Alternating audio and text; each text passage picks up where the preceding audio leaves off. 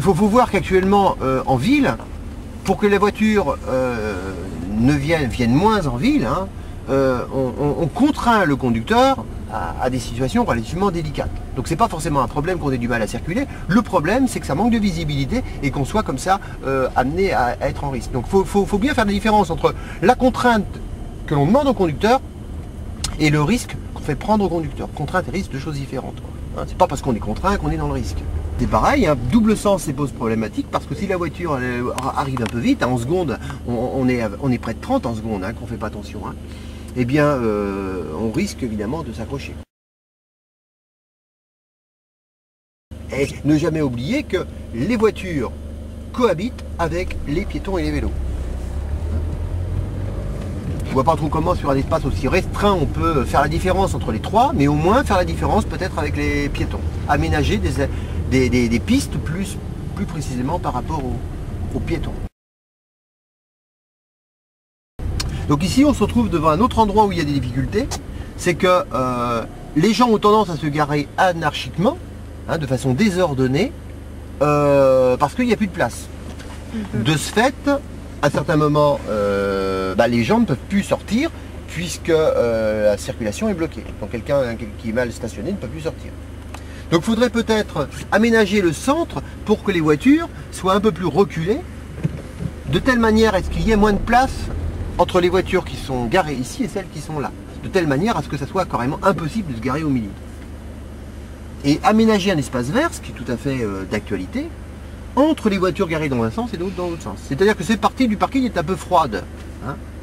Elle pourrait être plus agréable et on pourrait concilier l'agrément avec, grâce à l'aménagement, on pourrait concilier l'agrément avec la réglementation, puisque comme ça les gens ne pourraient pas se garer n'importe comment. Voilà, il n'y a pas de parking à vélo ici. Est-ce que ça ne serait pas intéressant d'avoir un parking à vélo ici? Deux parkings à vélo, un là-bas, un ici. Hein? Si on veut que les gens viennent moins en voiture et plus à pied et en vélo, faut-il qu'ils y trouvent un avantage. Et pour qu'ils y trouvent un avantage, il faut d'abord que ce soit plus facile d'accès.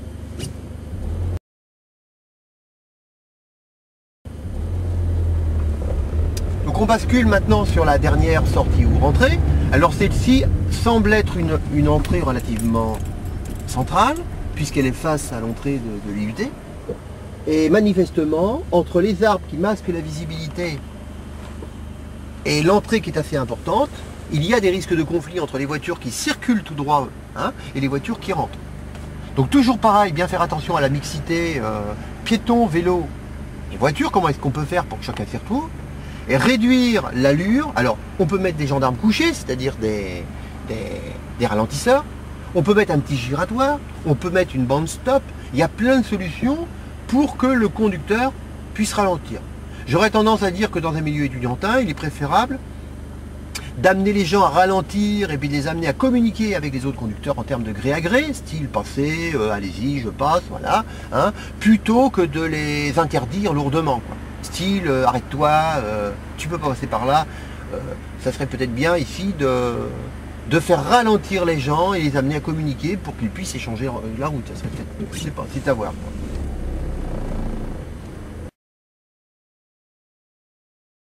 Quand on arrive ici, on arrive au stop. Alors ici, toujours, on peut se demander si deux stops serait pas intéressant. Parce qu'il y a un stop ici pour laisser passer les piétons, quoi.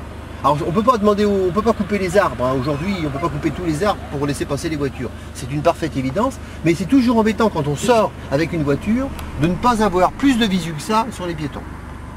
Hein? Donc est-ce que c'est suffisant d'avoir une ligne blanche pour les piétons? Je ne sais pas. Hein? Ça manque de visibilité. Et pour tourner à droite, c'est ce qu'on disait tout à l'heure. Voilà par exemple l'exemple. Je veux tourner à droite, je ne peux pas parce qu'il y a des voitures qui arrivent de gauche. Voilà. Donc forcément, plus le conducteur attend pour sortir, parce qu'il se trouve sur une contrainte de circulation importante, plus il sera amené à faire des imprudences, c'est-à-dire à partir brutalement devant une voiture parce qu'il en a marre d'attendre. Je dirais qu'il faut essayer d'améliorer, d'attirer, c'est un petit peu comme un fonds de commerce. J'essaye d'attirer les piétons chez moi. Qu'est-ce que je peux faire avec mon environnement, avec mes arbres, avec mes trottoirs, avec de la gaieté, pouvoir voir avec des fleurs pour que les piétons qui habitent un peu plus haut ne prennent pas la voiture, mais aient envie de venir à l'IUT à pied, quoi. Hein, et en vélo. Et essayer de faire que les voitures soient de ce fait moins utilisées. Très bien, d'accord. Voilà.